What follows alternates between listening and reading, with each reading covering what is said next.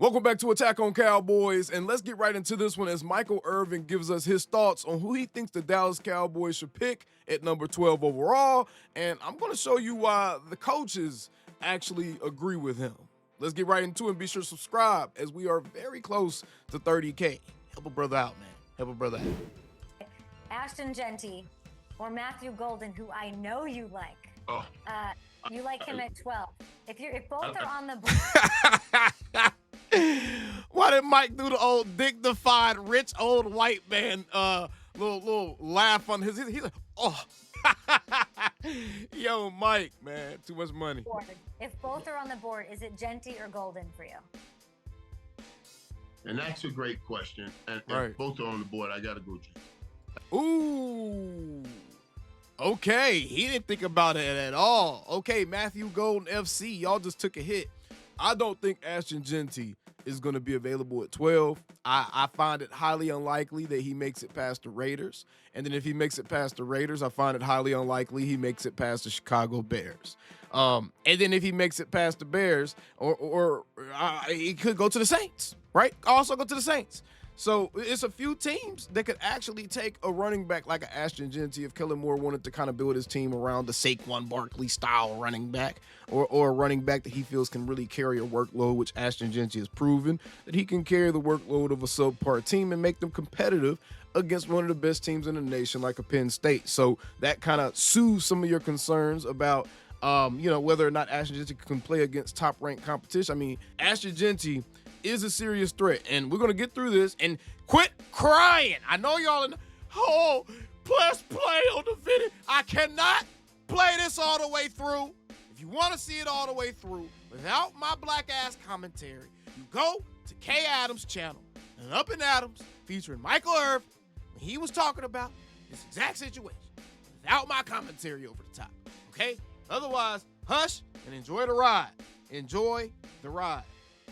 Because now I'm coming back to what I know, and we all fall back on what we know best. And what I know best is that triplet formation, right? Winning. And that's what everyone keeps doing with the now. I understand. I need y'all to understand the nuance in this conversation.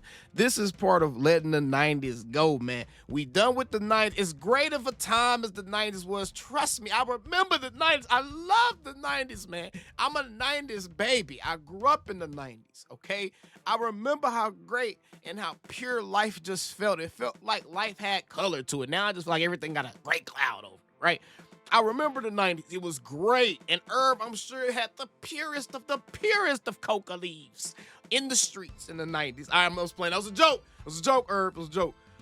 But on a serious note, man, we got to stop doing this because it's not the 90s anymore. Even though the thought process may still very well be the same and be similar to where we're kind of moving back to a place where running backs are kind of leading the tip of the spear, so to speak, for NFL teams that are actually having success in the postseason when it counts.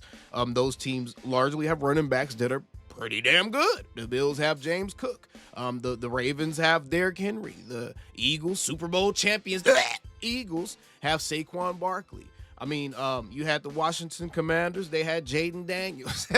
So they all had viable run games in some sense, right? The Lions, we know what they had, Jahmyr Gibbs. These guys are all guys that were expected to have success on the next level. I think Ashton Genty falls in that category. Ashton Genty is one of those guys that just kind of shows you that regardless of scheme, regardless of fit, I think he transcends fit because of his own individual tools. But we'll get to that. Let's keep going. Game. I know when Emmett came, the difference he made. We had the same offensive line prior to him getting here.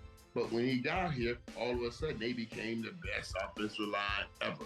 And that right there is where I want to stop it at. Y'all can see the rest of the clip via K Adams, all right? That's where I want to stop this at because now we're going to get into some other stuff because people have started this campaign about the Cowboys drafting offensive line. And I'm going to tell y'all, the Cowboys have already answered this question, y'all. They have already told y'all they ain't drafting no damn offensive line. They already told y'all how they feel about the guys that they have there right now. In fact, they have spoken glowingly about Terrence Steele, and they think that these coaches, this coaching staff that was specifically developed because they are great developers of players. Look at all of their resumes. All of their resumes include being guys who were instrumental in helping guys get to that next level. And they're all attached to guys with notable names that all display a certain skill set, that all excel in a certain type of area, right? So all of these guys are player developers. The Cowboys' upcoming season is about development and evaluation. That's what this season is going to be about. If we make the playoffs, cool. Let's see how far the gravy train rolls. But this season, make no mistake about it, this season, this is a 4-year process. This coaching staff is on a 4-year deal. This is a 4-year process. This first season is going to be about development and evaluation. That does not disqualify them from winning. I want to be very clear about that. Just because they are developing and evaluating does not mean they are not trying to win. I want to be very clear about that, because I still think they're going to be trying to win just by default based off of having some of the best players at their position in very, very important positions. I think they are going to win games anyways. The rest of it depends on how much of an impact does this coaching staff make? What can they get out of the players that we have on this team? And that includes the offensive line. The offensive line is already decided. It's already decided. So they're not drafting offensive line. They're not going offensive line in the first round, at least. They've let us know that. They have talked about Terrence Steele. They have talked about his greatest strength being the ability to run the ball. They said, obviously, we got Steele signed. I think he's going to play much better in this system with Clayton. They already let you know right there with that first line. I don't have to read anything else. They just let you know he's playing this season. Jones said via the Dallas Morning News, this was at the end of February, expressing confidence in Steele's future development. When asked how the new coaching staff will help Steele, Jones emphasized the impact of their new offensive coordinator, Clayton Adams. Clayton has watched all of the tape on him and just really loves him, Jones explained. Terrence's strong point is his run blocking. That is why Ashton Jeanty is, in fact, a choice if it's between a Matthew Golden or Ashton Jeanty or a Teteroya McMillan.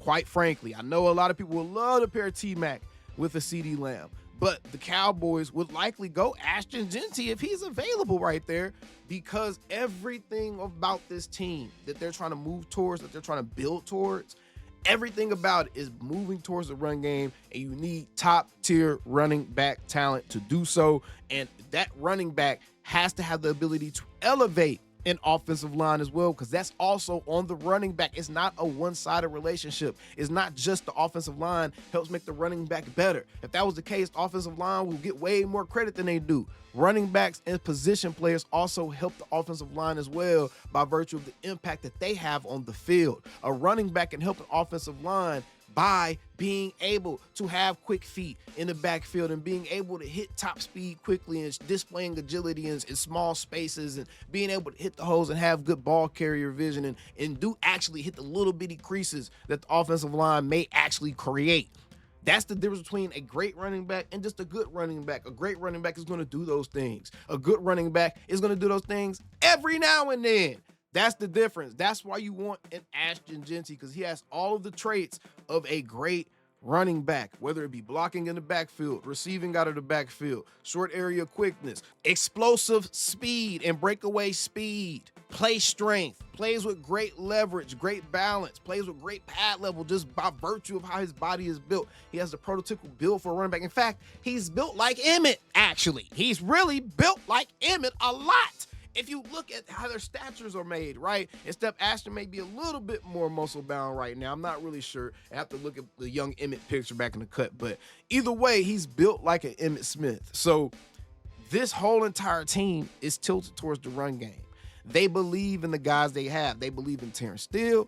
They believe in Tyler Guyton. Brian Schottenheimer just spoke about Tyler Guyton at the end of February as well. Said the thing he's interested in watching is the development of a couple of the second-year players. You watch Cooper Beebe, Tyler Guyton, and those guys. Schottenheimer said, Tyler Guyton has been in the weight room every day. He's working his ass off. To me, that's really exciting. I think the influence of Clayton Adams, the influence of Connor Riley, I think that package was so important for us. I think we hit a home run.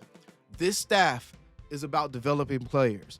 That's why they are going to be okay going into the season. They may add another 2 or 3 pieces outside of the locker room that's going to be impact players by virtue of them actually having to play a large percentage of snaps at the position they're brought in at. They may add another 2 or 3 players outside of the players they bring in the draft, but this is going to be a season about seeing what they have in all these young guys on this team and getting a clear direction for their future, what they're building towards, and what they actually need and what they don't have right now by virtue of what this coaching staff as a whole comes to a verdict on.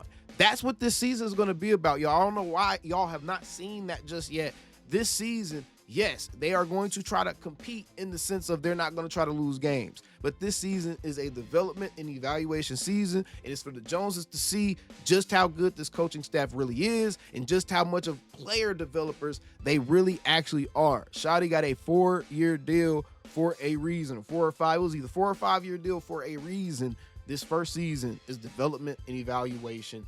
The guys that we have, the guys that are still on contract, they're not going to throw these guys away unless there's a reoccurring issue with those guys that's preventing them from playing at the level that they are capable of playing at, injuries and stuff like that, or they just kind of get taken out of the shuffle. A Damone Clark, maybe, as that linebacker position. He's kind of just a loose end just floating right there in the distance because the Cowboys are clearly trying to draft another young linebacker, and Damone Clark is now in a crowded linebacker room, surprisingly, for the Dallas Cowboys. So, at the very least, we know the Cowboys are staying put with their offensive line so we can stop talking about offensive line in the first round. It is not happening. They have been very, very vocal about the fact that they have faith and trust in these guys, and they have faith and trust in their coaching staff that is here to develop players. Every coach on the staff, we drop videos on every hire. Go back and watch those videos. Every one of them had something on their resume that was prevalent in developing players, okay? But either way, appreciate you guys for tuning in. Let me know what you think about this discussion. Would you take Ashton Jeanty or Matthew Golden if they both were available at that number 12 pick, or even a T-Mac? Let's throw T-Mac in there as well. What would you take? Let me know down in the comments below. Until next time, how about them Cowboys? Calling me, texting me, paging me, asking me, am I still the ball? Y'all usually check on me. Listen. I'm still them boys. Hey! Woo! Hey! I'm still them boys.